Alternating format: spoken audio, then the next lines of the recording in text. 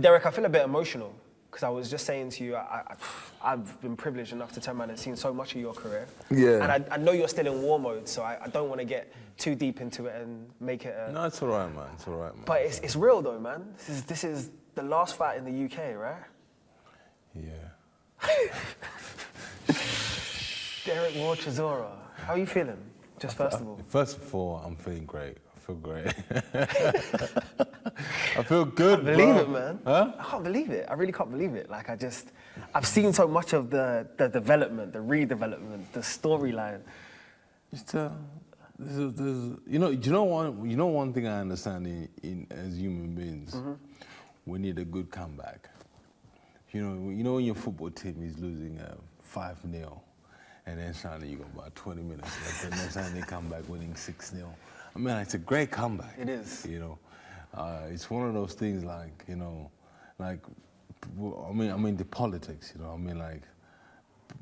for 4 years, they went after Donald Trump and all this nonsense. How did I know we were going to get into Trump today? Yeah. I actually knew in my mind we were going to get into Trump today at some point. So politics are like that, yeah. So it was just like, and then the great comeback he did, it was like unbelievable, So it's just one of those things, in life. Human beings understand a good comeback. They do. And they understand genuine. I would say what I've learned from you, watching your career, being a part in terms of a small part of your career, is you never give up. No matter what it is, you've never ever given up. So I'm going to ask you now, when you look back on so far, the fights you've had, what's been your most prominent or your favourite moment? All of them. I know they're all different, but it has to be something that sticks out in your mind. Can I be honest? Can I go on the show? Go it is. I haven't watched all my fights. What? Derek, you haven't watched back in all of your fights? None. Neither. None. Why? Okay, so why? Why have you never watched back? I've been there, done it. Because you lived there? I lived there. Can't do anything else about it. I'm going to do what you can do. Okay, so let's look forward then. Why Manchester? You could have picked anywhere in the UK. I could have picked anywhere in the world. You could have picked anywhere in the UK. You could have picked anywhere in the world. But I like Manchester. Manchester is nice. Manchester is one of those cities. Manchester, Birmingham, because the fastest growing cities in the United Kingdom. So I think they deserve to see a bit of awards as well. My urban crowd, my Pakistani crowd, my Indian, my blacks, my white people, my non-believers. Everybody has to see me up there. So it's going to be a great night out.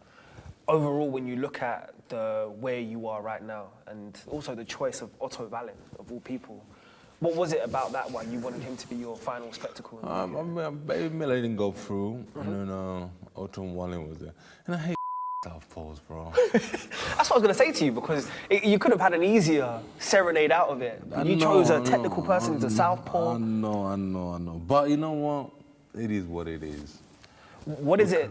Go on, tell me. We can't change it. We can't change anything. It is what it is.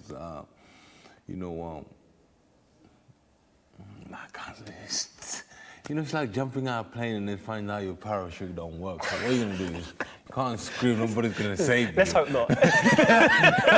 Nobody's going to save you. They're like, oh, let me go get him now. Bob, like, listen, it is what it is. Goodbye. So in preparation now, what do you see about Otto Wallin? Because I know that there's still, we might have the jokes on camera, which is fair enough, right? But I know that there's still going to be work, training camps. There's going to be real mental fortitude, getting yourself ready for that challenge. So what is it about him you have to prepare yourself for? I have some good young upper prospects coming up, good fighters. So Otto Wallin is very tall and he's a good fighter, he's a good jabber. He uses his front hand very well. We're just going to make him work all day long. I was always interested to know, when you got to this stage of your career, the most important thing I was going to ask you is there still the love for it? I can sit here now today in my heart and have my own assumption in terms of saying, yeah, you still... What's your assumption? Of course I still think you got the love for it. I can see it in your eyes. You look like the same fighter that we met, 7, 8 years ago, and you were still hungry then. But why? What is it about now, what you want to do? What do you have left to achieve? I think it's not about trying to achieve something. I think it's about just trying to say, you know what? I did it my way, It's not about trying to achieve anything. You see, Ronaldo still plays football, not because he wants to make money. It's not about money. It's about him just playing football, enjoying the gift he's got, and just having fun. Do you understand? And most people, and then God knows truth, 99% of all the fighters you hear say they retired, yeah, they'll always phone back the promoter after a year. I want to do a comeback. I want to do a comeback. I want to do a comeback. They all want to do a comeback. Yeah, but the problem is when they go in the gym, they start off slowly. But for me, I don't. I'm still in it. You know, so I enjoy it. I love coming. I love sparring the young upcoming fighters. You know, the young boys, the 22-year-old boys, they're just beasts, and they come in there and they're trying to put a thing in the next minute. On out, get out. You know, I like that. So you still love this? The early runs, the cold weather. I mean, look, we're in the middle of January right now. I love it, bro. I love it.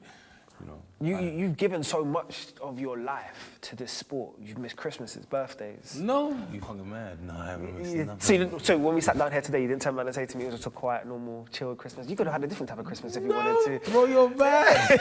I had a massive New Year's Eve party at my house. I had about 30 people at my house. I'm trying to help you, though, boy. I'm trying to help you. I'm trying to help me, bro. I had a party at my house on Christmas. I had a Christmas dinner. You know, on my kid's birthday, I'm on my kid's birthday having fun. Of course. Bro, I have fun listen, there's no holiday I miss because I'm boxing. No way. Bro, I have fun, bro. Don't get it twisted, bro. I have fun. I believe that everybody else say, oh, to be the greatest, you have to sacrifice all this and this and this. I don't believe in that. I believe to be the greatest, if it's your path, it's going to be your path. Do you understand? If you're going to be a president one day, you will be a president. Or do you understand? If you're going to run a marathon and be the best, it's going to happen. Of course. It's your destiny. Of course. You understand? Yeah. So I don't believe in like, trying to be like, I can't do this because I got to fight next week. I got to. No. I do what I want to do. It makes me happy. You understand? Yeah. And for Christmas, bro, I had a great Christmas with my family. It was my birthday. I had a massive party at my house. About 30 people came. We had caviar, Japanese food. I like it. It was a serious shandy. You understand? And then I said, bro, you know, I do what I need to do, bro, to make myself happy. Your connection with the UK fans is something that is unique. And I don't think we'll fully appreciate it until the one day that you do turn around and say, I'm done with this. But what is it that makes it special from your side?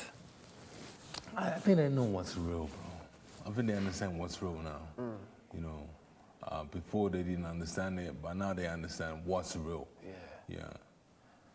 What is it about that moment? Like, because I've seen the entrances, and I think, iconically, I think of Prince Nassim is one that automatically comes to mind.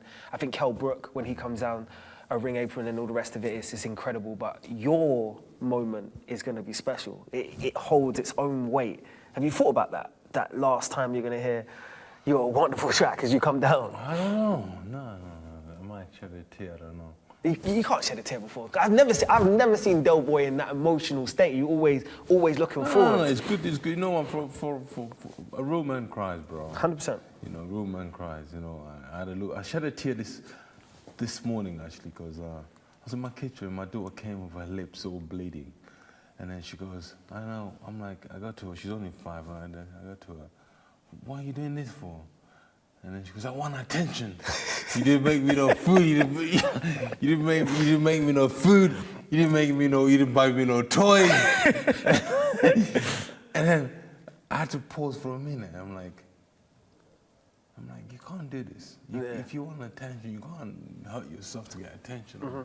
And then kept on bugging me, you know. And I was back again. I kind of come on. I'm like, no. Then I went back. I'm like, you can't do this, you know, because I do so much for you. You don't understand. I'm like, what is the problem? I want a toy. You didn't buy. I'm like, we go buy the toy today, but you can't do this. It's bugging me. You understand? I'm like, Jesus Christ. Yeah, so it hurts a little bit more when your daughter tells me like she wants attention and all this. So yeah, but you know what? It's all right, man. Man, real man cries. You know that. 100%. You know. There's nothing wrong with a man crying. It won't be one of those heartbreaking. I'm going to ask you the same question twice. I'm going to ask you the question right now, and I'm going to ask you again on fight night. What do you want for your 50th? What do you want for your sayonara? You could, like, I'm being real, the way that boxing is right now, you could have anything you want, though, boy. I don't know. You could fight in Saudi Arabia, you could fight in Vegas, you could fight in Africa if you wanted to. I don't know. I see what I struggle to believe that you haven't fought anything, because you're the master of your own destiny. I see what Frank says. What would be dream for you? I don't know. Dream for me is get in the ring and there's somebody in there. That's it. I don't know. That's all you want? That's what I want, yeah. So when it's all said and done, and we're sitting there on Saturday night, God's willing you're victorious, you're going to just turn around and be like, for your 50th, anybody? Anybody you want? Anybody.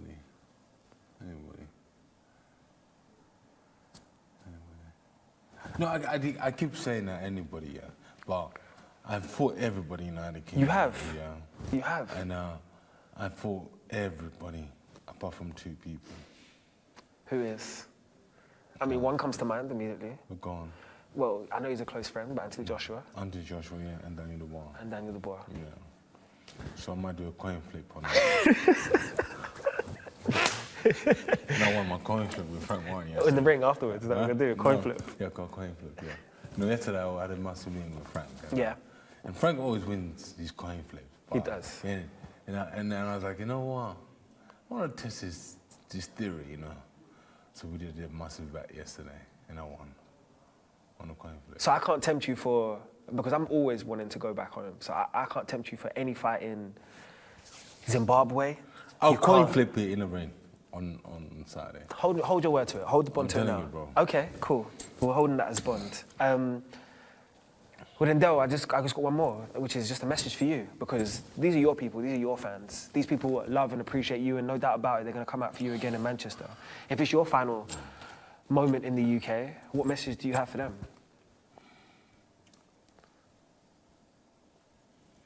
Sayonara.